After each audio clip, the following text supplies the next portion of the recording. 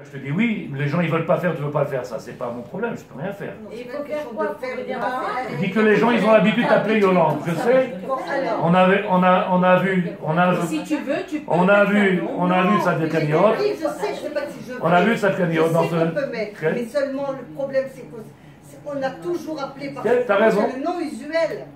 Donc, moi j'en connais une, à chaque fois quand on l'appelle par le nom français, elle dit ah non, maintenant c'est. Bien fait. À chaque fois elle le dit.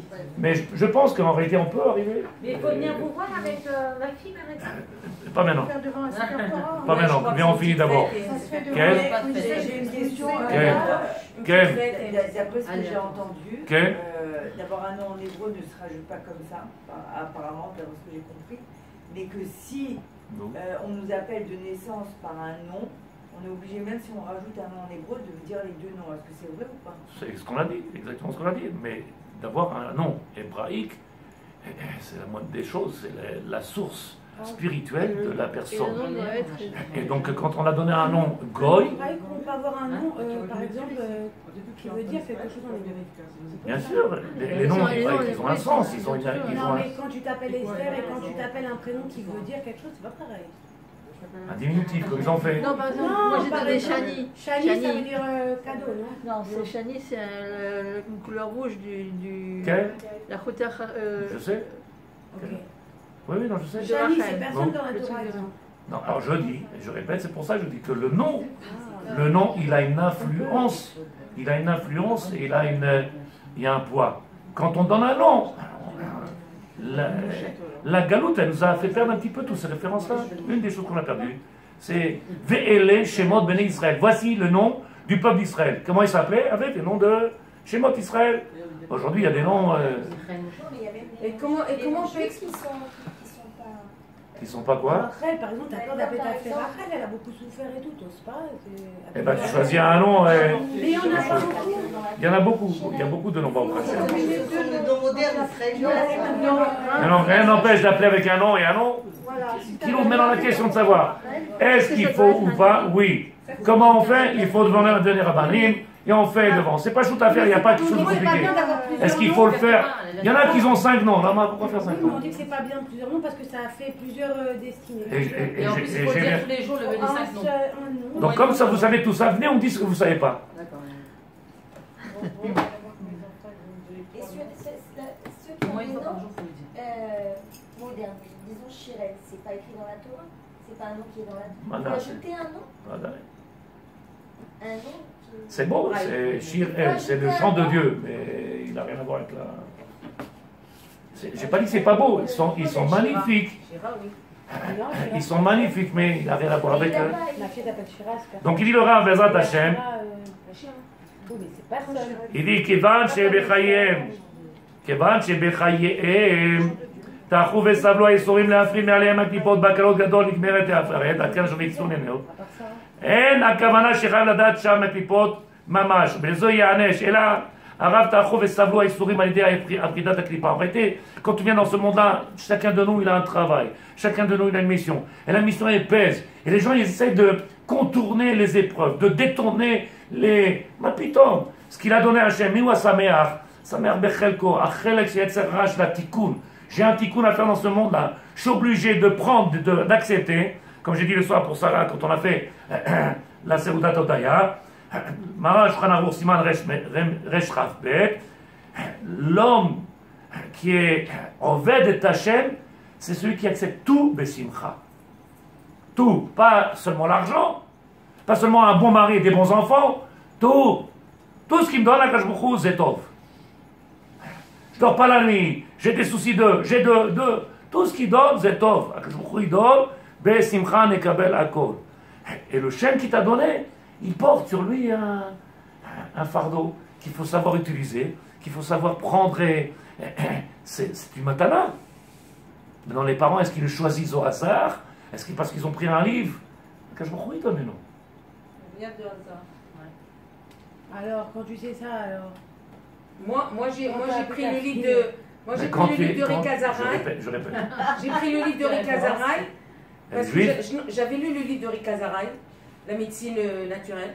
J'ai lu tout le livre de Rick Azaray et j'ai mis le prénom de sa fille à elle. Je l'ai aimé. Et bon, après j'étais enceinte, j'ai dit, ah, je vais l'appeler Yael. Il voulait lui donner comme Joël, 2 LE. J'ai dit non, je veux comme elle a marqué Rika Zara. Il a fait, c'est chez moi. Et, voilà, et elle m'ont dit. Donc il n'y avait pas Rika Zara, tu l'aurais appelé comment? Ah, je sais pas. C'est chez moi. Il nous dit le Rav. ותבט עיני בישורי לרבנו חיים בן עטר, כתב, כי שורש נשמות בני ישראל יסודותם בהרי קודש תחת השמיים. En réalité, si vous regardez le Kisei HaKavod, le char céleste du divin, il y a tous les noms déjà qui sont suspendus là-bas. Tous les noms de chacun et chacune de nous.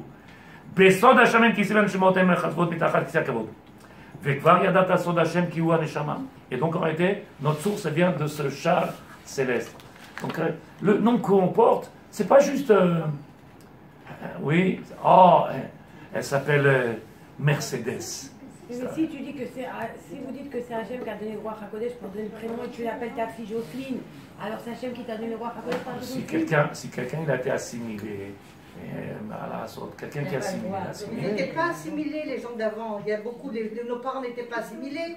Hein? Ça ne s'appelle pas l'assimilation, ça. Ma piton. Non, ça ne s'appelle pas l'assimilation. Ma piton, ça s'appelle quoi alors? Bien sûr, c'est de l'assimilation. Véré Shemot Béni Israël. Comment il s'appelle? Bien sûr, Et Stabar Shemot. Et de là, elle a commencé à faire des...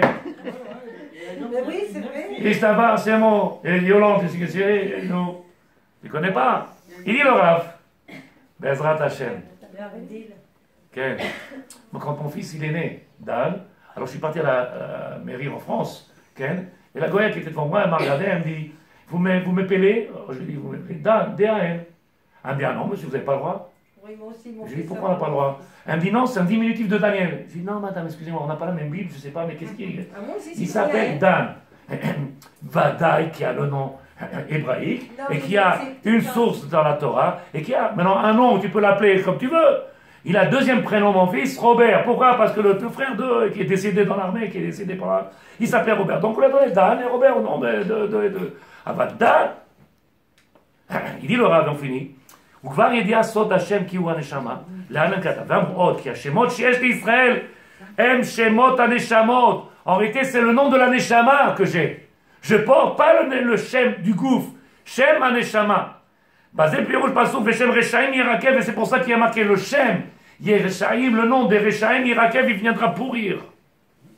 Ils n'ont pas su utiliser le potentiel, ils n'ont pas pris ce que le maître du monde il a donné comme cadeau. Il dit le Rav, Shamrou, Shen Areshaim Zochrim et Shemam. Pourquoi il oublie son nom? Qui ou Aracha en lo nefesh. Parce qu'il n'a pas de relation avec les mondes supérieurs. Quelqu'un qui n'a pas de monde, de relation avec les mondes supérieurs, ça ne s'appelle pas assimilé? Ça s'appelle comment? Bien. Il y a une différence entre un rachat et un bonhomme qui fait pas grand-chose. Qui n'est pas rachat pour forcément. Qui ne fait pas... Quelqu'un qui ne fait pas ou quelqu'un qui fait des avérotes, c'est les deux la même chose. Non, vous avez rachat, le vrai rachat. C'est quoi un rachat? On lui a demandé de faire ça, il ne fait pas. Il n'est pas rachat? Oui, d'accord, mais il y a des gens par ignorance. On ne parle pas d'ignorance. Ça, après, c'est les calculs d'Hachem, de savoir s'il est ignorant ou pas ignorant. Il aurait pu. Il a eu des parents qui l'ont appris. Il aurait pu. Rappelle-toi, je dis toujours dans tous nos shiurim. Toujours, je rappelle, quand on monte après 120 ans Bezrat Hashem, on ne te demandera pas ce que tu as fait. On te demandera pourquoi tu n'as pas fait ce que tu aurais dû faire. D'accord. Ce que tu as fait, c'est ton travail. Mais on te demandera, et ça, pourquoi tu n'as pas fait? C'est ça qu'on va demander. Parce qu'on t'a attendu, on a attendu de toi un travail, on t'a mis ici en ce monde-là pour un travail, une mission. Donc la question qu'on pose, nous, donc, il est où tout ça? Oui, mais tu comprends, mon père il n'était pas, et on habitait dans la province, il n'y avait pas de synagogue. Il sait très bien le maître du monde où tu es né, avec quels parents. Il choisit où, dans quelle famille, il choisit tout le maître du monde. Et à Korach, et de force, il te demandera des comptes. Dieu n'est pas zari, il n'est pas cruel. Il a donné à chacun les kelim pour arriver à ce qu'il doit faire. Donc en réalité, il dit que l'amour. C'est de savoir comprendre que utiliser les cadeaux qu'il nous a donnés. Mais quelqu'un qui est ignorant, qui ne sait pas, quelqu'un qui ne sait pas. Quelqu'un qui est ignorant, okay. C'est pas forcément un rachat. Or, vous avez dit que c'est les rachats qui oublient son nom. Okay. Les autres qui sont ignorants, donc entre guillemets. Lui aussi donnera des comptes. Il donnera aussi des comptes. Non, mais il oublie le nom. Il donnera des comptes. Oui, il donnera des comptes. Pas la même chose, mais il donnera des comptes. Ça n'existe pas aujourd'hui dans le monde dans lequel on est aujourd'hui que quelqu'un n'a pas entendu ou qu'il ne sait pas. C'est des choses qui sont impossibles. Ça ne peut pas exister que quelqu'un il n'a pas entendu. Ou alors, comme c'est marqué, un messire et osno, celui qui ne veut pas écouter, qui ne veut pas entendre. J'ai vu plein de gens qui sont venus ici, qui sont partis. Qu'est-ce que je lui dis? Pourquoi? Non, c'est pas pour moi. C'est quoi pour moi? Pas pour moi. Laisse-moi tranquille. Je ne veux pas savoir. Ça veut dire quoi? Un messire osno, celui qui ne veut pas entendre le travail qu'il a à faire, ben après, ça, on va tomber à sa chaîne. Bon, il te dit, bon, on verra après. Je m'arrangerai avec lui. Ils sont forts. Mais le maître du monde, il t'a mis dans ce monde-là. Hein, on doit appliquer.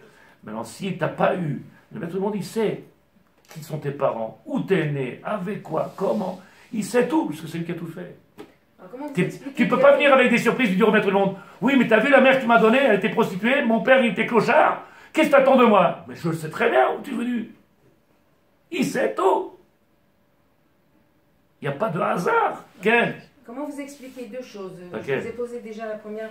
Comment nos parents ils savaient pour nous donner les prénoms hébraïques, par exemple, comme moi. Et la deuxième, une personne qui est complètement rachat, puisque maintenant on le sait, assimilée, rachat et tout ça, mais elle a donné que des prénoms hébraïques. Nous. Alors elle a donné à ses enfants la possibilité d'avoir utilisé les kelim extraordinaires. Et pourtant elle était... Nous, Malasot, Baruch Hashem. Maintenant, moi, je n'ai pas dit qu'il y a des Rechaïm aujourd'hui, je n'ai jamais dit qu'il y avait des Rechaïm. Je dis que ce qui est marqué ici, je n'ai jamais parlé, il y a des Rechaïm, je dis que celui qui a oublié son nom, ou pourquoi il faut dire son nom? Celui qui ne se rappelle pas son nom, c'est parce qu'il n'y a plus de relation entre lui et le monde spirituel. Et celui qui va au Hashem, qui a une relation avec le monde spirituel, donc son nom, il le connaît. Pourquoi il connaît? Mais c'est sa mission. Mais son nom, c'est sa mission. Comment d'abord les parents, ils savaient ça? C'est pas chaud, puisque en réalité, quand tu choisis un nom, tu sais très bien que le nom, il est en rapport avec la mission. Qui est-ce qui donne la mission? C'est Hashem, donc il te donne le nom. Mais quand c'est un prénom Goy. Goy, c'est parce que tu as perdu la racine, tu t'es déconnecté, donc tu te donnes un nom Goy. Tu n'as plus de relation avec le monde. La personne qui porte ce nom Goy, je prends mon cas, Martine. Je ne sais pas si ça existe dans il faut donner un nom juif. Ok, deux rabbinim m'ont donné mon prénom, mon deuxième prénom c'est Marie. On a dit Myriam, je ne savais pas, j'étais... Marie, ça marche chez moi. C'était Marie pour moi, ok, bon. Ouais. Il y a deux rabbinim qui m'ont donné, deux tzadikim m'ont donné un Chana, l'autre Simcha. En me disant tu feras Chana Simcha. Parce qu'il y en a un que je voulais pas marier, donc il m'a dit bah, prends Chana par rapport à mon mari. Et le deuxième, il m'a dit rajoute Simcha pour que tu aies la Simcha dans ta maison. Ça a changé quelque chose? Ça n'a pas changé grand chose. Ça marche chez moi. Mais c'est pas ça. Mais lequel je prends? Lequel je prends moi maintenant? C'est ça je crois. Qu'est-ce que puisque tu as été nommé, les rabbins ils ont fait une nomination, ils t'ont donné un nom. Les deux c'était non. Rana, Simcha, Rafra. C'est pour ça, donc j'ai deux. Du tout Rana et Simcha. Elle a ces deux noms. Tout ça c'est les noms que tu portes. Moi actuellement si, là où je suis on m'appelle Rana. Bien fait. On ne va pas passer Simcha. Ce qui compte, Sadikim, ce que je suis en train de vous dire, c'est dommage qu'aujourd'hui que les gens ne comprennent pas. Aujourd'hui on est dans un dor. Si vous n'êtes pas d'accord avec moi, vous ne comprenez pas, ou alors peut-être que je ne suis pas assez explicite. Mais je n'ai pas envie de faire du mal à personne parce que les gens ils prennent toujours mes affaires à l'envers. On est dans un dor de mouton, on manipule les gens. Ce matin, j'étais en train de donner dans un chiour avec halakha. Quand tu prends halakha, ce n'est pas quelque chose que tu peux inventer, ce n'est pas quelque chose que tu décides, c'est écrit noir sur blanc. Ah oui, pourquoi vous bagarrez avec moi? Pourquoi il y a des... C'est marqué comme ça. J'ai le droit de lever ou j'ai pas le droit de lever? C'est tout. Pourquoi tu veux... Ah oui, qui nous le Rav Boubli, il invente des choses, il est... Putain, ce qui est écrit, est écrit. Il y a un Shulchan Aruch. Pourquoi il y a besoin? Si, elle est morte, il y a longtemps, il y a Hasra. Il nous a donné un potentiel. Ken? Est-ce que si, par exemple, Sarah, elle connaît sa mission, Ken? mais que quand elle fait l'Amida, elle ne dit pas la phrase? Ben oui. On vient de dire l'importance... Non, on vient de dire l'importance. On vient de dire l'importance qu'il y a de la rappeler à Alpi Kabbalah. Vous avez dit que celui qui ne fait pas sa mission et tout, il va oublier son nom. Quel? Mais si par exemple, moi je connais ma mission, je m'appelle Sarah, je connais ma mission, donc j'essaye d'aller vers cette mission. Donc en réalité, ce qu'il nous a dit ici le Rav, il a dit le fait de venir rappeler son nom, ça te rappellera, ça te donnera une clé, ça te donnera les moyens de te connecter, ça te donnera. Si toi tu penses que tu n'as pas besoin, ça marche chez moi. Tu dis je connais, donc tu n'as pas besoin. Non, pas du tout. Qu'est-ce que tu as dit? Oui, t'as dit, je connais ma mission. Oui. Eh ben, donc tu connais ta mission. Mais elle a oublié de dire son nom à la fin de la mida. Le fait de savoir que je connaisse ma mission, parce que je m'appelle Sarah. Donc je vais travailler sur la mission de Sarah, essayer de... Il a fait, j'ai compris. Nous. Mais maintenant, par exemple, la phrase, c'est pas, je la dis pas, genre je suis Madame 2 et j'ai pas besoin de la dire, on ne dira pas. Je la dis pas parce que je savais pas, et que dans mon livre, par exemple, moi je n'ai pas cette phrase. Bah tu savais pas. Bah tu prends un... Ok, mais est-ce que ça fait de moi, par exemple, une personne qui va oublier son prénom? Maintenant tu savais pas, alors. Tu savais pas. Exactement ce que je veux dire. À partir de maintenant que tu le sais, tu le rajoutes dans ta tefila. Et tu regardes dans le livre gris que ton mari noir qu'il a apporté de je sais pas qui c'est. À la fin, il y a marqué toute une liste avec les noms.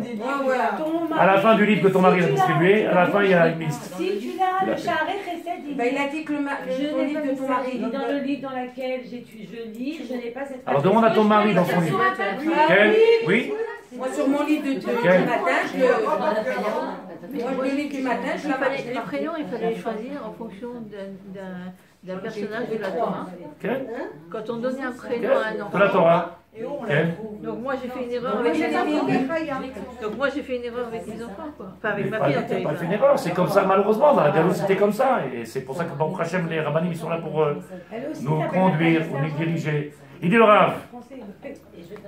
למדת שהרשע אינו בעל נפש כי נשבתי ממנו ולזה אין הרשעים מכירים את שמם כי אינם בעלי נפש, בעלי השם.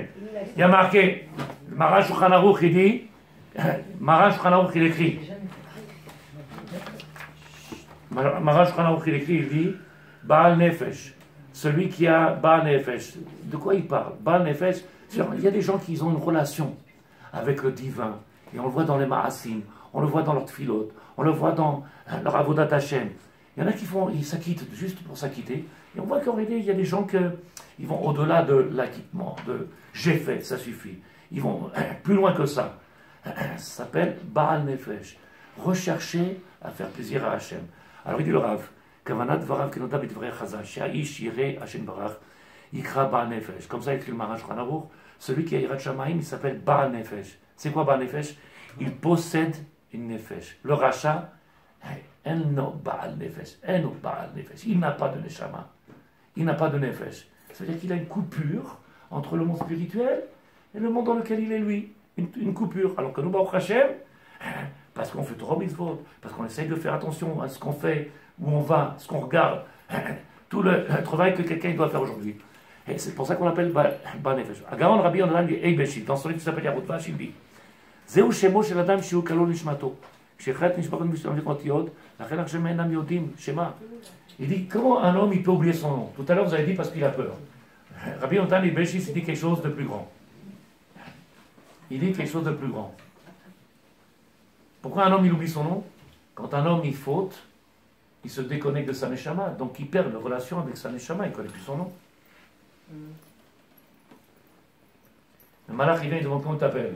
Ben, il ne peut plus se rappeler, parce que les avérotes qu'un homme il fait, ça le déconnecte de sa neshama, et donc c'est Vada qui oublie comment il s'appelle. Ce qui a marqué ici au nom du Rabbi Yonanan Eibeshit. בספר זרע הקודש, כתב בשם מקובל, כשמו של אדם הוא חיותו. Et le Rabbi nous dit ici, Chayuto, le nom, c'est elle ta source de vie, c'est ta batterie. Ve'el bene shemot Israël. Ve'el bene shemot Israël. Voilà les noms du peuple d'Israël. Pourquoi la Torah a besoin de nous le dire? Parce qu'il est tellement important ce nom à porter. Il est tellement important. Au début de la prière aussi, on dit mets-moi une petite place en bas de ton kissé à kavod. C'est bien aussi de la lire cette phrase. ודאי, pas tous les jours. נמצאנו לומדים שאין הדבר בגדר סגולה גרידה אלא פועל ממש על ידי קריאת בסוף. מגביר כוח נשמתו. Alors pour répondre à Sarah, le fait de le dire, répéter ce nom-là, magbir, ça augmente le koach de la neshama et de ruchaniyut spirituelle. Me'ira me'or shivat ayamim. Kilo maintenant, je me remplis, à chaque fois que je dis ce nom-là 3 fois par jour dans la fila, je me remplis encore plus de force et de force. Je vais chercher à la source tous les kochot de cette neshama. והשם יסבר זקנו להתנצל מן הדינים קשים. Et donc en réalité ça vaut le coup de comprendre combien aujourd'hui si quelqu'un a un nom hébraïque, s'il n'en a pas de donner un nom, combien il est important. Pourquoi? Parce qu'il y a un chef qui vient par cette neshama et que le rachat, il se déconnecte de son nom et c'est pour ça qu'il oublie son nom.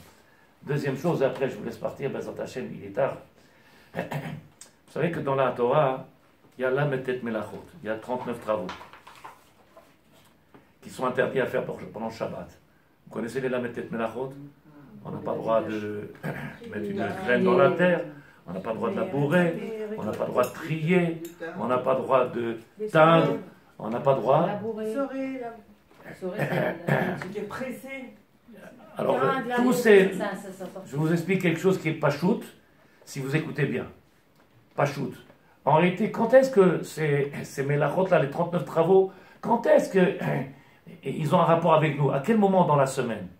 Quel jour de la semaine on a un rapport avec ces 39 travaux? Shabbat. Au moment de la prière? Shabbat. Dans la tefila, tu es horaire?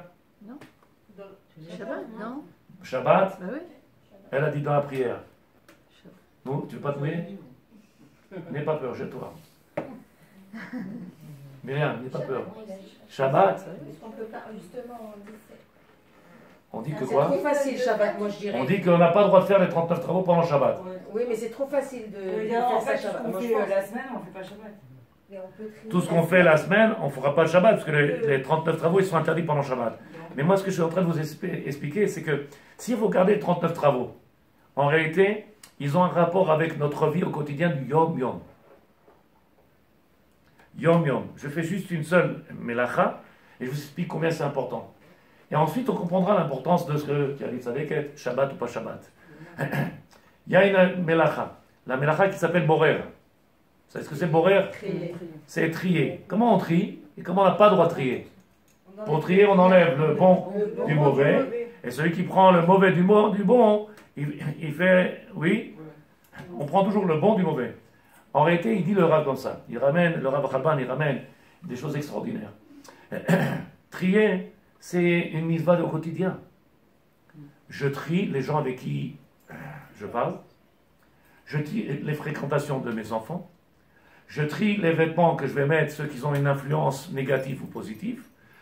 Trier, c'est du matin au soir, pendant la semaine. Pendant la semaine. Shabbat, on n'a pas le droit de trier. Quand est-ce qu'on fait les 39 travaux? C'est dans la semaine.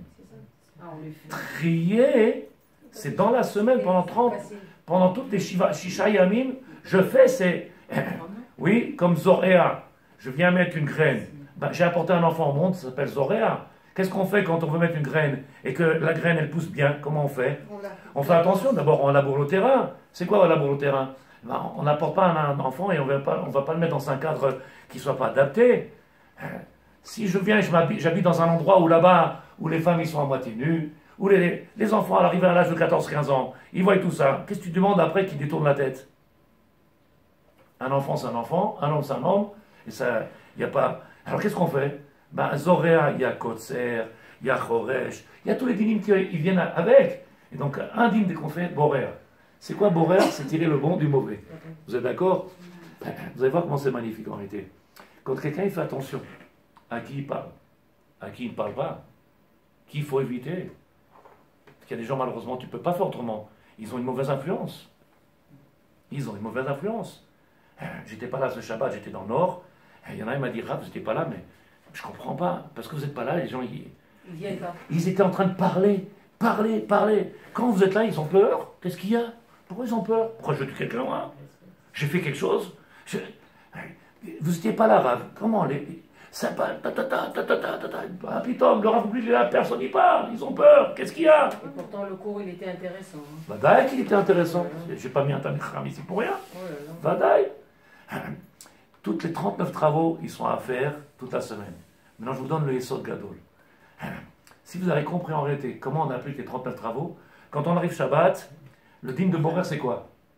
C'est prendre le bon du mauvais. Écoutez bien, c'est Vadaï que c'est de la Kabbalah, mais c'est pas shoot. C'est de la Kabbalah, mais c'est pas shoot. Quand j'arrive à Shabbat, je prends directement le bon du mauvais. Qu'est-ce qu'ils nous disent, Chachamim? Le mauvais est inexistant pour moi. Si en réalité, les gens ils disent comment on peut faire pour ne pas parler, de Chol pendant Shabbat? Ça dépend comment tu as fait le tri dans la semaine, quel travail que tu as fait dans la semaine. Si tu arrives à Shabbat et que ta vie, que tu n'arrives pas à... ou qu'il y a des difficultés, c'est parce que pendant la semaine, tu n'as pas fait le travail. Et en réalité, je suis en train de vous donner un Yesod Gadol, même si vous ne le comprenez peut-être pas facilement, mais j'arrive Shabbat, je prends ma fourchette, je prends directement le bon. Pourquoi? Écoutez, parce que j'ignore l'existence du mauvais. Alors, du coup, pas parce que je m'en suis séparé, parce que toute la semaine, j'ai fait le travail. Donc quand est-ce qu'on est boré? C'est pas chaud ou pas? Quand est-ce qu'on fait ce travail-là? En semaine. Et c'est pour ça que je vous ai demandé comment on fait avec les noms. Est-ce que le nom, c'est Vadaï qu'on peut avoir un nom et s'appeler Moshe et voir des choses à côté, dire que ça ne tient pas debout. Vadaï, c'est quoi le rachat? Celui qui a fait des fautes et qui n'a plus de relation avec son shoresh. C'est pour ça que les parents ils sont là, dans l'éducation. Borer. Je suis rentré dans la synagogue et j'étais avec mes petits-enfants, les petits-enfants. Ils sont rentrés, juste à côté, ils étaient assis avec des péos. Les mots qu'ils ont dit, j'ai jamais entendu dans ma famille, dans mes enfants. Jamais de ma vie, on n'a jamais entendu des mots comme ça. Orthodoxe, avec des péos comme ça. Ils ont dit des mots. Ils ont dit avec mon fils, les enfants, « Oh, t'as entendu, papy ?» Et alors, c'est pas parce que tu es religieux que tu fais pas des bêtises. C'est pas parce que tu es dans le monde de la Torah que tu es devenu sadique, ma pito, je t'appelle chez moi. Pas parce que tu t'appelles Moshe ou Eliaou que, allez, c'est fini. Non, il y a un potentiel. Il faut être borer. Savoir prendre ce qui est bon. Se séparer du mal, des fréquentations. Il y a des gens malheureusement qui pensent qu'on fait du chesed, on les fait venir chez nous pour les faire tchouva. Et en réalité, ils ont une influence sur nous plus importante. Et c'est eux qui nous déconnectent Il y a aujourd'hui, ce que je dis, pourquoi être faible aujourd'hui? Pourquoi ne pas avoir cette ishiout? Dieu nous a donné à chacun, comment on appelle ça, tzadikim, des clés pour tout. Pour tout. Pourquoi on ne s'en sert pas? Qui est-ce qui a une question? C'est quand qu'on dit la prière? C'est quand qu'on fait la tefila? Alors il faudra venir le Shabbat, on fera la présentation. Non, c'est quand qu'on dit la prière de... À la fin de la Hamida, avant Oseh Shalom. Je te dis, Avant de dire Oseh Shalom. Avant que tu le dises, tu dis ta phrase. Après, il y a Oseh Shalom du Roman. Après, il y a Oseh Shalom. Juste avant. Bon, prochain. Alors, juste avant ce Ratson, on va rajouter ça. Bien fait. Maintenant, à la Mida, quand on doit dire, est-ce que je dis Nathalie Sarah ou que Sarah? Le nom qui est utilisé, moi je t'ai jamais appelé Nathalie, je t'appelle toujours Sarah, parce que vous dites Sarah. Moi j'appelle toujours Sarah. Donc en réalité, ce qui compte, c'est dans la Touba, il a été écrit Sarah ou pas? C'est le Icar. Après qu'on t'appelle, il faut t'appeler, il était dans la Tfila, tu te racontes. Sarah. Et les diminutifs des prénoms. C'est pas bon. Alors, je savais que vous allez me dire ça, et j'ai entendu le discours, le commentaire de Baba Salé. Il a dit, c'est quoi ce Baba Salé, c'est quoi? Il a dit, c'est un diminutif. Le Tfila. Salé, c'est Tfila. Baba Tsila. Salé en araméen, c'est l'homme de la prière. Alors, et Salé? C'est ça, Salé. Baba, c'est pas Salé, il n'est pas Salé.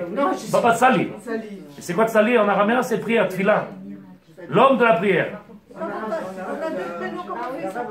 Les deux? S'il y a un qui est... Les deux, ils sont hébraïques? Alors les deux? Dans la fila, à la fin. Dani, c'est pas un nom hébraïque. Non, mais ils m'ont donné Dina. Dina? Dani, il n'est pas hébraïque? Dina Chaya aussi. Dina,